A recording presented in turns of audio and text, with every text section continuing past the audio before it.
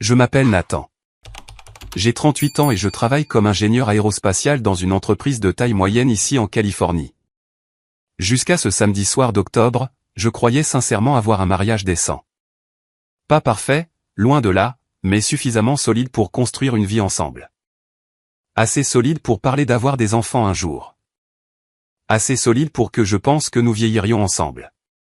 Ça montre ce que je sais, n'est-ce pas? Ma femme Megan et moi étions ensemble depuis 8 ans au total. Mariés depuis 6 d'entre eux. Nous vivions dans une maison de banlieue confortable à Riverside. Rien de fou, mais un endroit agréable dans un bon quartier avec un garage pour 2 voitures et un jardin assez grand pour un chien. Nous avions de bons emplois, pas encore d'enfants, mais nous avions parlé d'aborder cette conversation plus sérieusement. Je gagnais environ 140 000 $ par an dans mon entreprise d'ingénierie. Un bon salaire, une carrière stable, rien de tape à accent grave-l'œil, mais un travail respectable que j'aimais sincèrement faire chaque jour.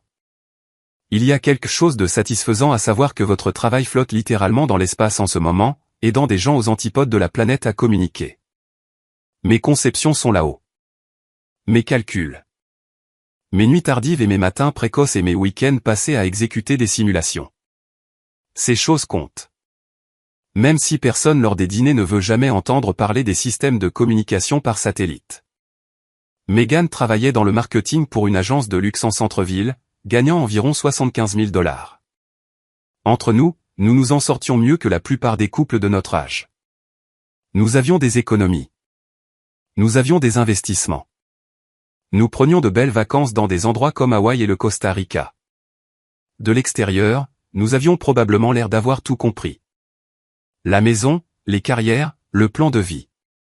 Mais si vous avez été marié pendant un certain temps, vous savez que ce que les gens voient de l'extérieur correspond rarement à ce qui se passe à huis clos.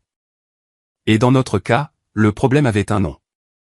Le frère aîné de Megan, Garrett, avait 42 ans, grand, avec ce physique Kendall qui faisait croire aux gens qu'il avait réussi avant même qu'il n'ouvre la bouche. Vous connaissez le type. Cheveux parfaits, dents parfaites, poignées de main parfaites. Le genre de gars qui entre dans une pièce et commence immédiatement à chercher la personne la plus importante à qui parler. Il dirigeait une société de développement immobilier que son beau-père lui avait essentiellement offerte sur un plateau d'argent. Garrett aimait se présenter comme un self-made man, parlant constamment de sa vision, de son dynamisme et de son esprit d'entreprise. Mais tous ceux qui connaissaient la véritable histoire comprenaient qu'il avait épousé l'argent et la position. Sa femme Elena venait d'une vieille famille riche, le genre de famille qui avait des abonnements à des country clubs depuis 3 générations et des maisons de vacances dans des endroits que les gens normaux ne voient qu'Instagram. Dès le premier jour de ma relation avec Megan, Garrett avait clairement fait comprendre qu'il ne pensait pas que j'étais assez bien pour sa sœur. Il ne l'a jamais dit directement au début. Juste de petits commentaires ici et là.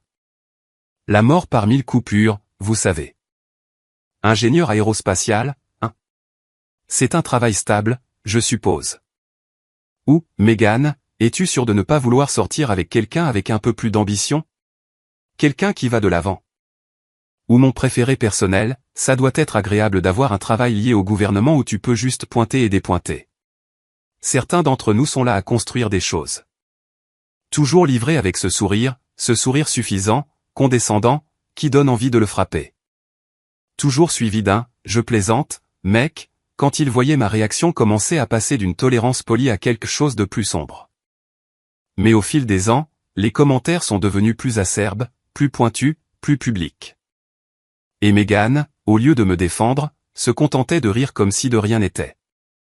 C'est Garrett qui est Garrett, disait-elle chaque fois que j'en parlais. Il ne veut rien dire par là. Il est comme ça avec tout le monde. Sauf qu'il n'était pas comme ça avec tout le monde. Il n'était pas comme ça avec Kyle, le mari d'Amanda, qui est devenu associé de son cabinet d'avocat. Il n'était pas comme ça avec aucun des cousins qui travaillaient dans la finance ou la médecine. Il n'était comme ça qu'avec moi, l'ingénieur aérospatial qui travaillait de ses mains sur des problèmes complexes au lieu de brasser de l'argent et d'appeler ça de l'entrepreneuriat. J'aurais dû voir les signes avant-coureurs il y a des années. Mais j'aimais Megan, ou du moins je le pensais. Alors, je me suis tu, j'ai gardé la tête basse et j'ai continué à me présenter aux événements familiaux où je savais que je serais traité comme un domestique. Le dîner qui a tout fait exploser était censé être une fête, une occasion joyeuse. Les parents de Megan, Richard et Patricia renouvelaient leurs vœux après 40 ans de mariage. 40 ans. C'est une vie de partenariat, de compromis, de construction ensemble. Ils voulaient marquer cela par un grand rassemblement familial chez eux, un repas traiteur d'un endroit chic en centre-ville, toute la production. La sœur cadette de Meghan, Amanda, était là avec son mari, Kyle, Garrett et Helena. Bien sûr, il ne manquerait jamais une occasion d'être vu lors d'un événement familial. La tante et l'oncle de Meghan sont venus de San Diego. Quelques cousins complétaient le reste de la table, 14 personnes au total, toutes habillées de leurs plus beaux vêtements, toutes prétendant être une grande et heureuse famille sans aucun dysfonctionnement caché sous la surface. J'ai su que ça allait être une nuit difficile quand Garrett est arrivé dans sa toute nouvelle Tesla et a immédiatement commencé à parler de la façon dont il l'avait payé en espèces. On ne pouvait même pas mettre tout l'argent dans la mallette, a-t-il dit avec ce rire théâtral alors que nous étions tous dans l'allée. J'ai dû utiliser 2 sacs. Mais quand on conclut un marché comme celui que je viens de conclure, on se fait plaisir. Vous savez comment c'est. Il m'a regardé droit dans les yeux quand il a dit cette dernière partie. Vous savez comment c'est. Comme si j'aurais jamais su ce que c'est que de payer en espèces une voiture de luxe parce que j'avais conclu un accord immobilier louche. J'ai juste souri et hoché la tête. La même chose que je faisais depuis 6 ans. Ne fais pas de vagues. Ne fais pas de scène. Ne donne pas à Meghan une raison d'être gênée par toi. Maintiens la paix. C'était toujours le mantra, n'est-ce pas? Maintiens la paix. Rengaine ta fierté. Ne crée pas de drame. Laisse passer le petit commentaire parce que riposter rendrait les choses gênantes pour tout le monde. 6 ans à maintenir la paix ne m'avaient mené nulle part, sauf à une table de dîner où j'étais humilié publiquement pendant que ma femme étudiait son assiette comme si elle contenait les secrets de l'univers. Mais je m'avance. Le dîner a commencé assez agréablement. Patricia s'était surpassée avec les décorations. Des roses blanches et des bougies partout. Une musique douce jouant dans des enceintes cachées autour de la salle à manger. La table ressemblait à quelque chose sorti d'un magazine. Elle avait clairement planifié cela pendant des mois. Richard a prononcé un discours émouvant sur 40 ans de mariage, sur le partenariat et l'engagement et le choix d'aimer quelqu'un même les jours où c'est difficile, sur la construction de quelque chose qui dure. Nous avons tous levé nos verres. Tout le monde a eu un petit pincement au cœur. C'était vraiment magnifique. Pendant environ 20 minutes, tout était parfait. Puis est venu le plat principal, et avec lui le besoin compulsif de Garrett d'être le centre de l'attention. Alors, Nathan, dit Garrett assez fort pour que toute la table l'entende. Il coupait son filet mignon comme s'il effectuait une opération chirurgicale. Tu travailles toujours sur ces comment tu appelles ça? Des pièces de fusée. J'ai senti le serrement familier dans ma poitrine. On y va encore. Des composants de satellites, ai-je corrigé calmement, gardant ma voix égale. Pour les satellites de communication, le genre qui permet aux gens de passer des appels téléphoniques et d'accéder à Internet dans les zones reculées. Bien. Bien, dit Garrett, agitant sa fourchette de manière dismissive. Ça a l'air passionnant. Vraiment à la pointe de la technologie. Comment ça va le salaire ces jours-ci? Toujours dans les bas 6 chiffres? La table se tut. On pouvait entendre le tic-tac de l'horloge grand-père dans le couloir. Tout le monde savait exactement où cela allait. Ils avaient déjà vu Garrett faire ça. Ils l'avaient vu se produire lors des dîners de Noël, des fêtes d'anniversaire, des barbecues du 4 juillet. Personne n'a jamais rien dit. Ils l'ont juste laissé faire. Je me débrouille bien, dis-je simplement, ne mordant pas à l'hameçon. Bien, répéta Garrett, laissant le mot planer dans l'air comme si c'était quelque chose de dégoûtant. C'est exactement ce dont je parle, Meghan. Ne veux-tu jamais plus que bien? Ne veux-tu pas génial, exceptionnel? Ne veux-tu pas un mari qui peut te donner la vie que tu mérites? Meghan se tortilla inconfortablement sur sa chaise, mais ne dit rien. Elle étudiait ses asperges comme si elles contenaient les secrets de l'univers. Garrett, dit sa femme, Helena, doucement, tendant la main vers son bras. Peut-être devrions-nous parler d'autre chose. C'est la fête de tes parents. Non, non, je dis juste, continua Garrett, s'échauffant sur son sujet comme un acteur qui avait enfin trouvé la lumière. Regarde ce que j'ai pu offrir à Helena. La maison dans les collines avec la piscine et la vue, les voitures, les vacances en Europe 2 fois par an. C'est ce qu'un homme devrait pouvoir offrir à sa femme. Pas juste bien, pas juste l'adéquate, pas juste s'en sortir. J'ai senti ma mâchoire se serrer, mais j'ai gardé ma voix calme. Différentes personnes valorisent différentes choses, Gareth. Tout le monde ne mesure pas le succès à la taille de sa maison ou à l'emblème sur sa voiture. Bien sûr que non, dit Gareth avec ce sourire condescendant qui me donnait envie de tendre la main à travers la table. Certaines personnes le mesurent à la taille de leur ambition, ou dans ton cas, à son absence. Gareth, Richard, le père de Meghan, a finalement parlé. Sa voix avait un ton que je n'avais jamais entendu auparavant.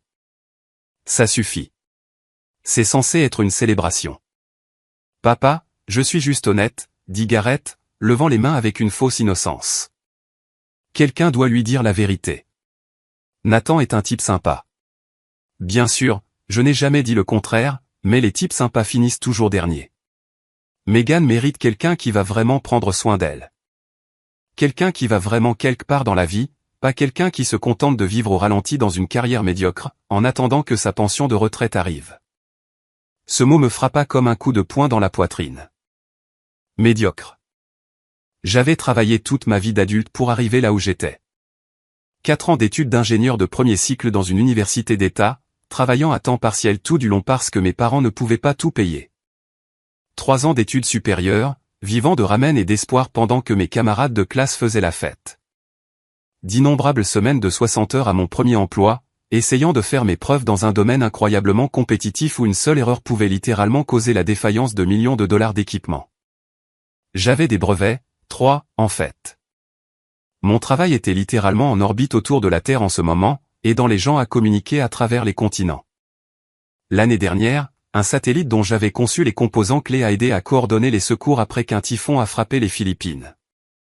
De vraies personnes, un véritable impact, un vrai travail qui comptait. Et ce bébé de fonds fiduciaire qui n'avait jamais rien gagné par lui-même, à qui son riche beau-père avait tout donné, qualifiait ma carrière de médiocre. Quelque chose a basculé en moi. Quelque chose qui s'était accumulé pendant 6 ans a finalement atteint son point de rupture. Tu sais quoi, Gareth, dis-je, posant soigneusement ma fourchette à côté de mon assiette. Je pense que tu as fait ton point très clair. Vraiment? Gareth se pencha en arrière dans sa chaise, savourant énormément. Il adorait avoir un public. Toute la table regardait maintenant. Les fourchettes figées en l'air, les serviettes serrées dans des mains nerveuses. Parce que de mon point de vue, tu ne sembles pas comprendre. Ma sœur aurait pu épouser n'importe qui. Elle est belle, intelligente, réussie par elle-même. Et elle t'a choisi, toi, quelqu'un qui est juste bien, juste l'adéquate, juste médiocre. Gareth, arrête, dit Meghan. Mais sa voix était faible, incertaine.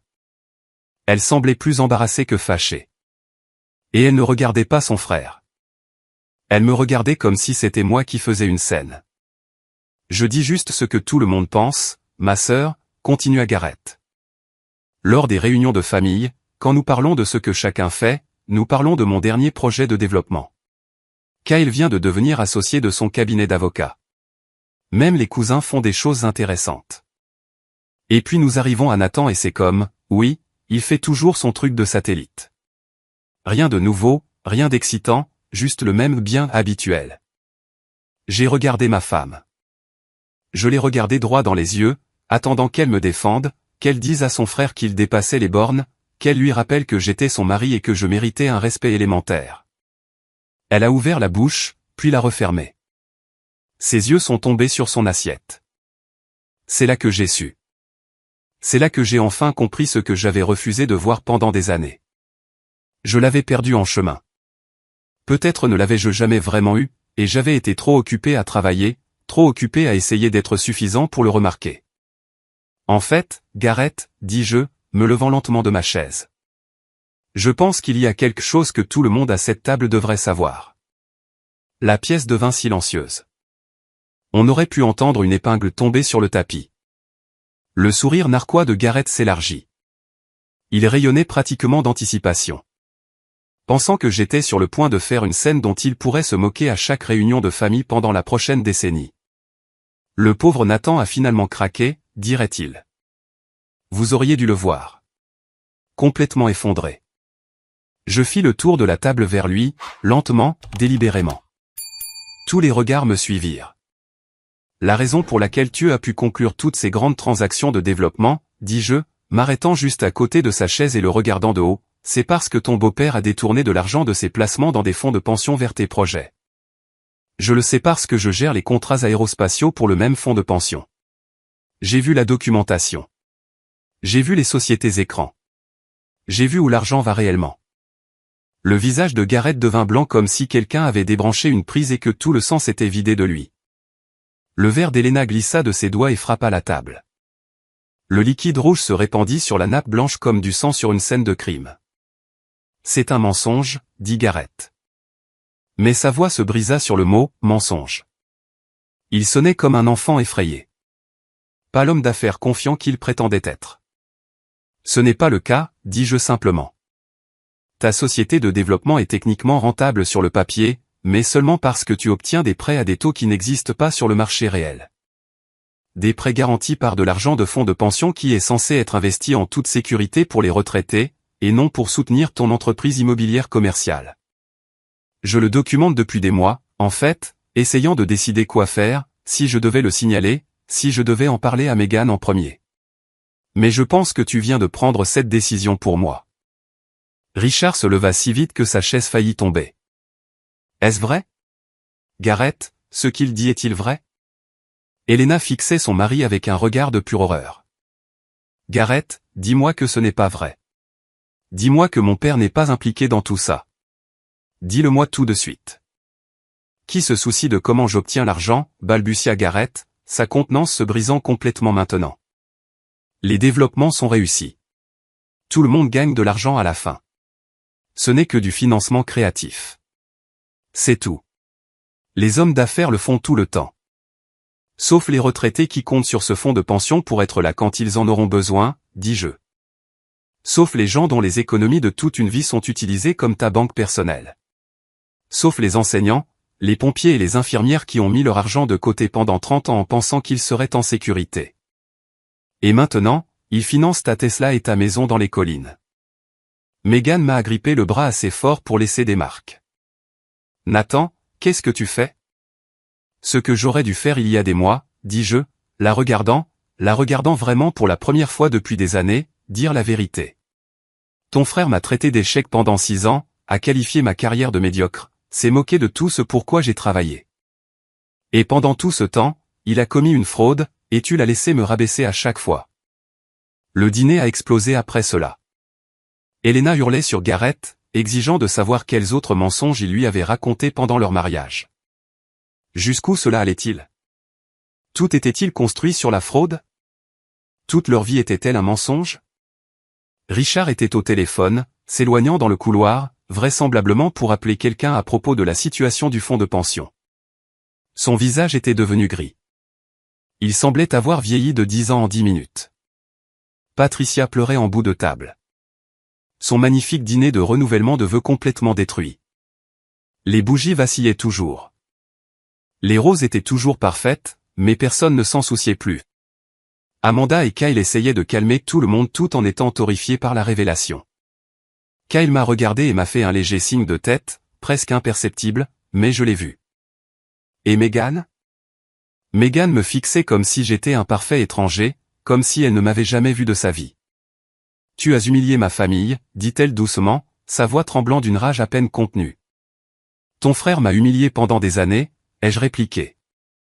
Chaque fête, chaque anniversaire, chaque dîner de famille, tu le laissais faire. Toute cette famille le laissait faire. Chacun d'entre vous restait assis et regardait. Ce n'est pas la même chose, dit Megan. Garrett plaisantait juste. Il ne voulait rien dire par là. Tu viens de détruire son mariage, sa réputation, tout ce pourquoi il a travaillé. Tout ce pourquoi il a travaillé. J'ai failli rire. Il n'a jamais travaillé pour rien de sa vie. Il a épousé l'argent et en a ensuite volé davantage. Ce n'est pas du travail. C'est un crime. J'ai regardé ma femme, je l'ai vraiment regardée, et j'ai vu quelque chose que j'avais refusé de voir pendant 6 ans. Elle n'était pas bouleversée parce que son frère était un fraudeur. Elle était bouleversée parce que je l'avais démasqué, parce que dans son esprit, protéger l'image de la famille était plus important que protéger la dignité de son mari, plus important que la vérité, plus important que les retraités dont les économies étaient volées. Excuse-toi auprès de Gareth, dit Meghan, sa voix s'élevant maintenant, son visage était rouge écarlate. Excuse-toi tout de suite d'avoir fait ces accusations devant tout le monde. Ce ne sont pas des accusations, dis-je. Ce sont des faits documentés, et je ne m'excuse pas de dire la vérité. Alors sors. La voix de Meghan claqua comme un fouet. Si tu ne peux pas t'excuser auprès de mon frère, alors sors de ma maison tout de suite. La pièce redevint silencieuse. Tout le monde nous regardait.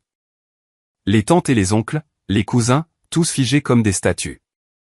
Ta maison, dis-je doucement. La maison que nous avons achetée ensemble?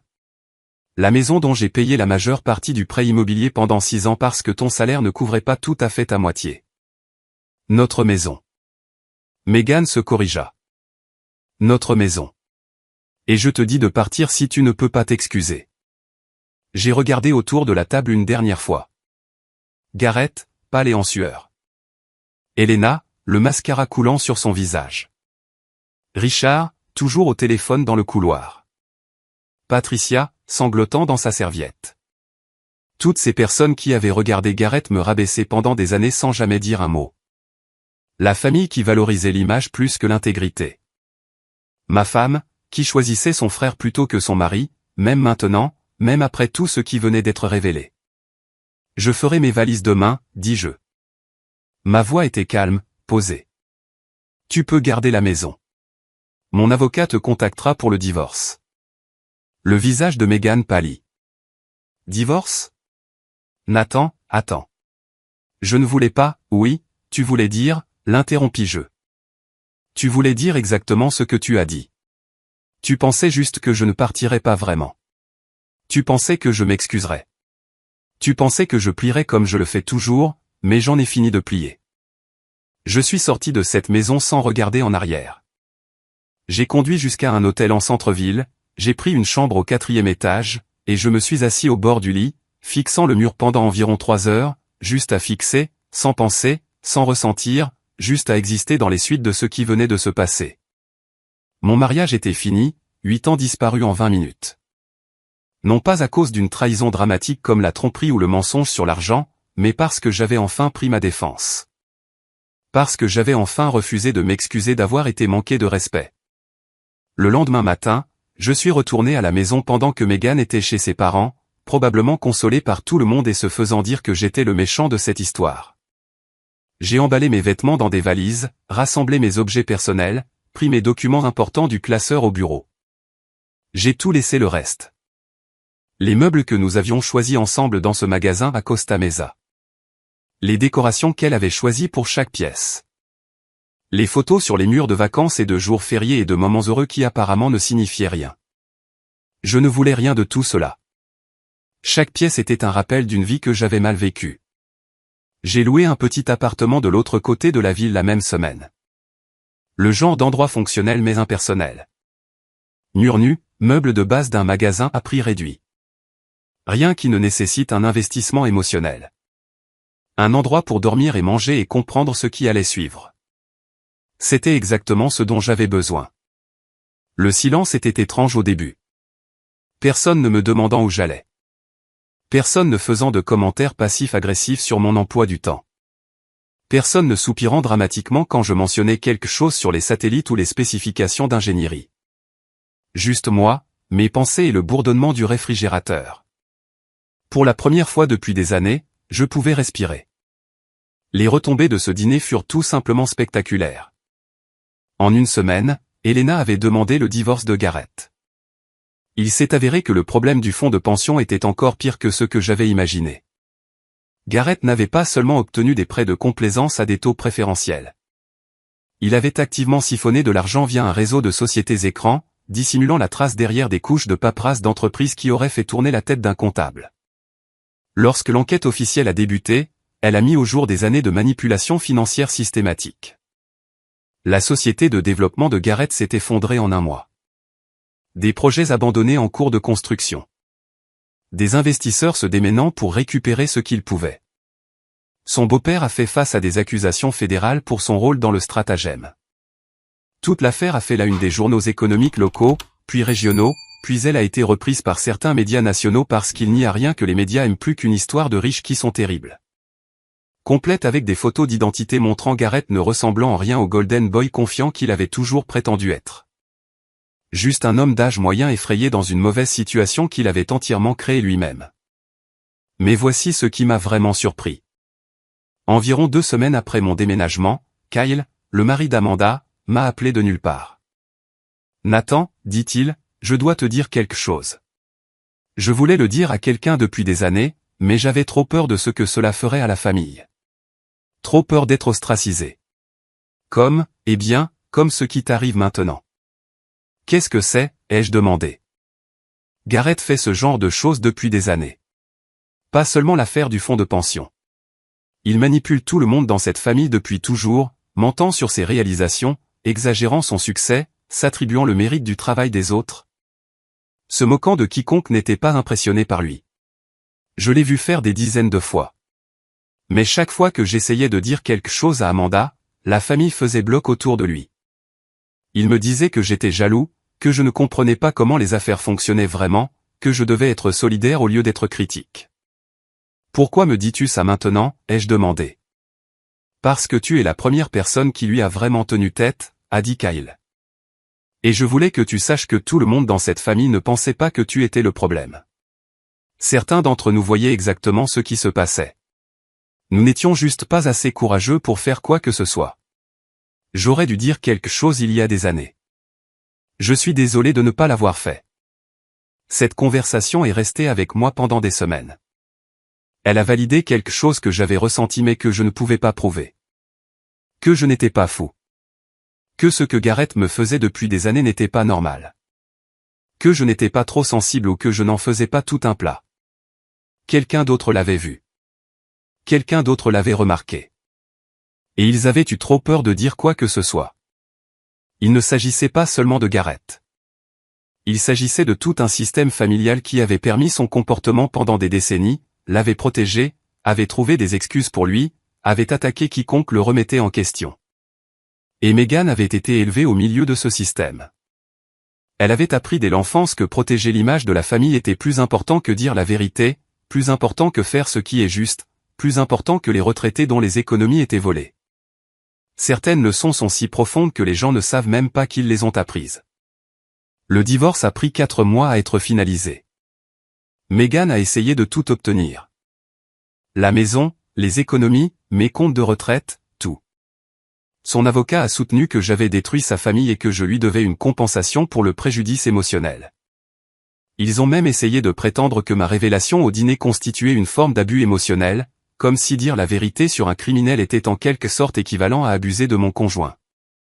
Mais j'avais un bon avocat, aussi, un très bon que Kyle avait recommandé. Et plus important encore, j'avais la documentation de tout.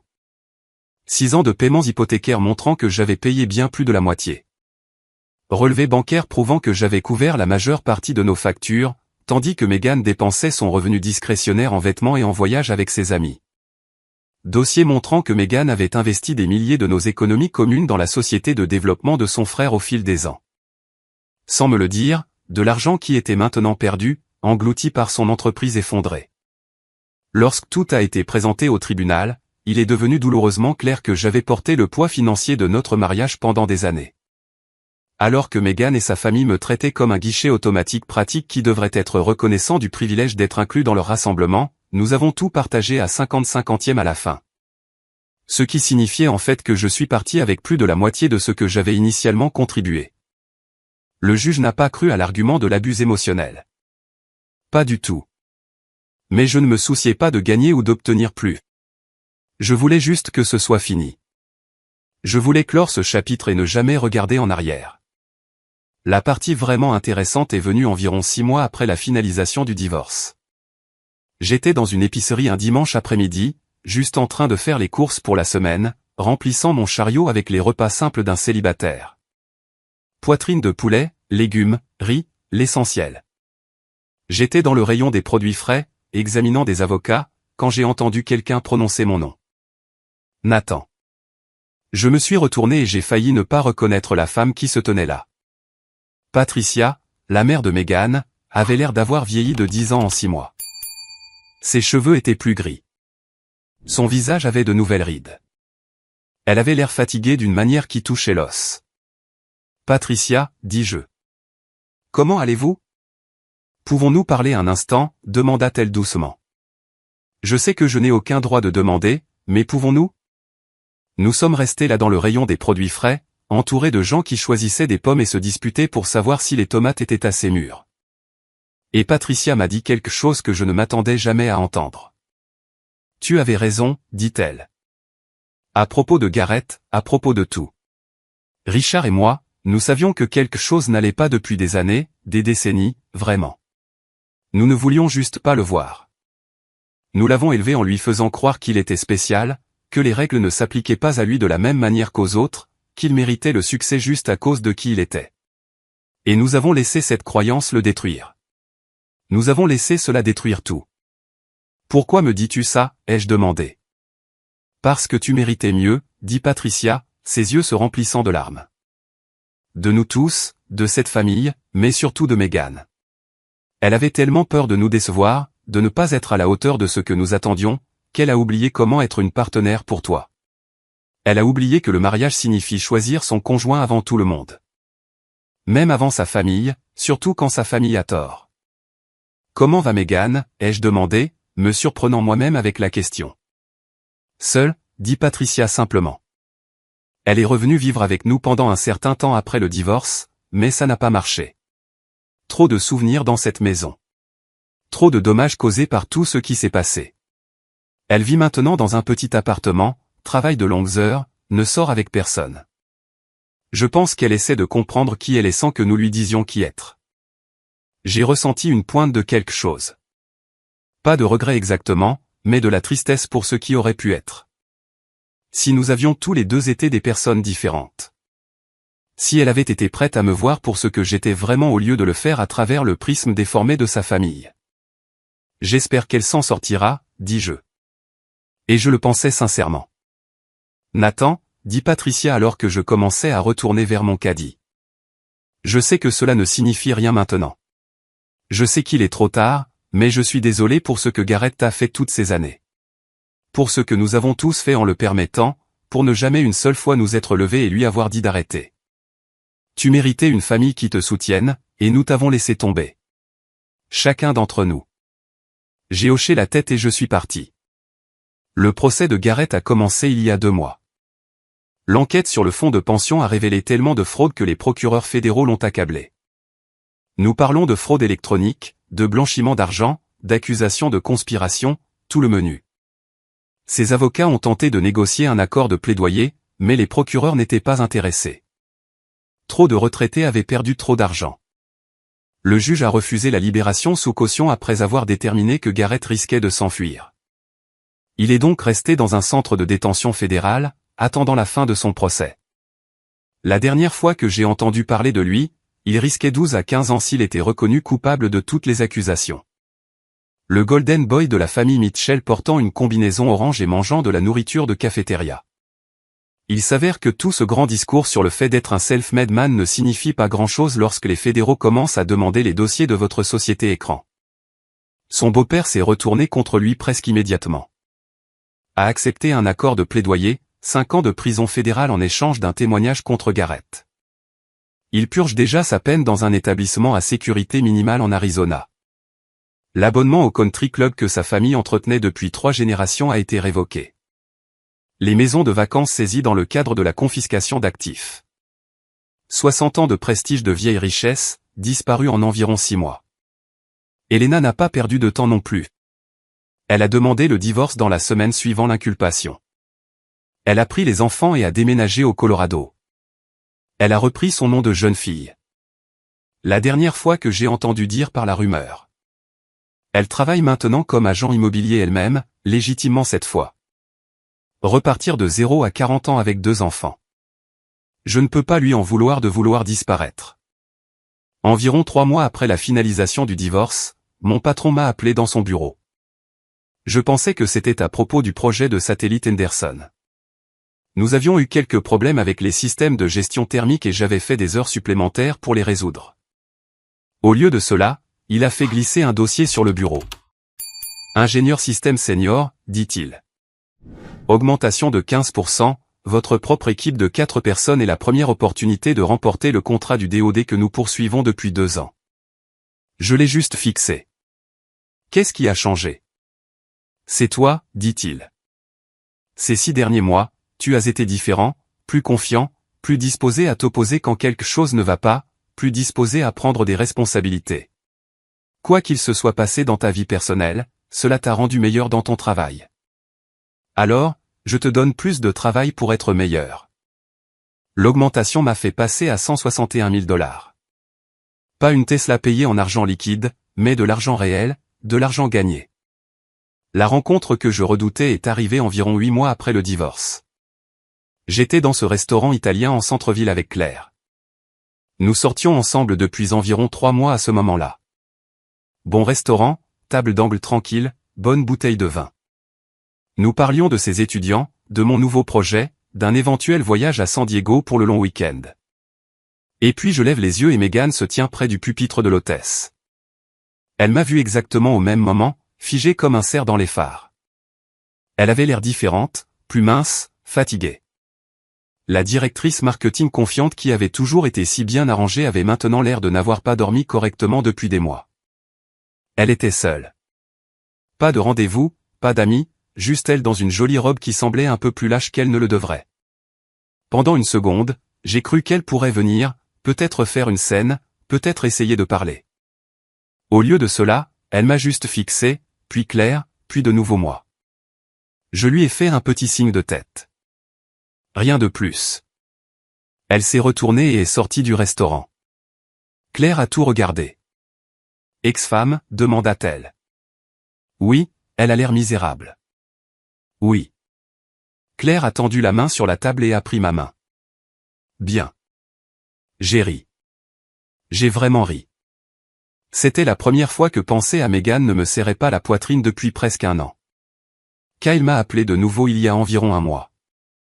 Lui et Amanda s'étaient séparés, non pas à cause de quelque chose de dramatique, mais parce qu'Amanda ne pouvait pas oublier ce qui s'était passé. Elle m'a blâmé d'avoir détruit sa famille.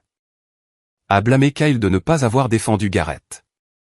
A blâmé tout le monde sauf la personne réellement responsable. Elle n'arrête pas de dire que les choses seraient revenues à la normale si tu avais juste gardé le silence, a dit Kyle, comme si la fraude s'était arrêtée d'elle-même. Comme si ces retraités avaient comme par magie récupéré leur argent. Elle ne peut pas accepter que Garrett se soit fait ça à lui-même. Comment vas-tu, ai-je demandé. Mieux que ce à quoi je m'attendais, honnêtement. Je porte les secrets de cette famille depuis 8 ans, regardant Garrett s'en tirer avec tout pendant que le reste d'entre nous souriait et acquiesçait. C'est épuisant de faire semblant de ne pas voir ce qui est juste devant toi. Il fit une pause. Tu sais ce qui est le pire? Je pense qu'Amanda connaît la vérité au fond d'elle. Elle ne peut juste pas l'admettre parce que cela signifierait admettre que toute sa famille était construite sur des mensonges.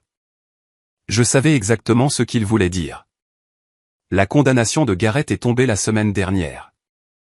Coupable de toutes les accusations. 14 ans de prison fédérale, plus des paiements de restitution qui le suivront pour le reste de sa vie. La juge a spécifiquement mentionné le mépris éhonté pour l'épargne retraite des travailleurs.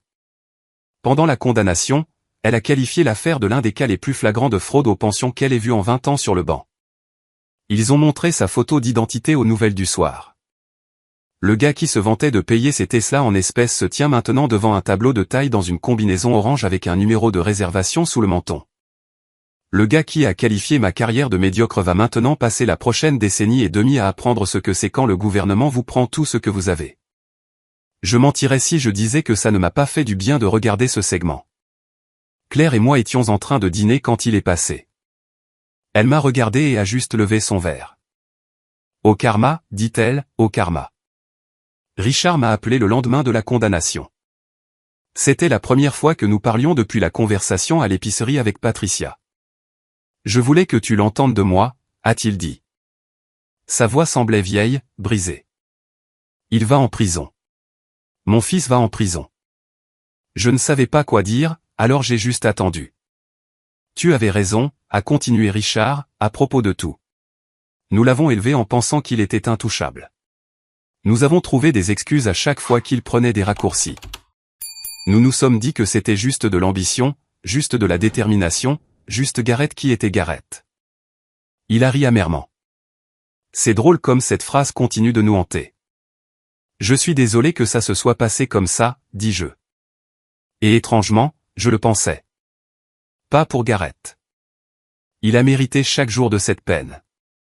Mais pour Richard et Patricia, qui ont dû regarder leur fils être menotté parce qu'il l'avait encouragé pendant 40 ans. Nathan, dit Richard avant de raccrocher. Pour ce que ça vaut, et je sais que ça ne vaut pas grand-chose, tu as été la meilleure chose qui soit jamais arrivée à ma fille. Elle n'a juste pas pu le voir. Aucun de nous n'a pu.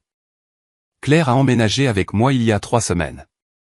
Nous avons trouvé un appartement plus grand, un 2 pièces avec vue sur les montagnes et suffisamment d'espace pour ses livres et mon équipement de projet.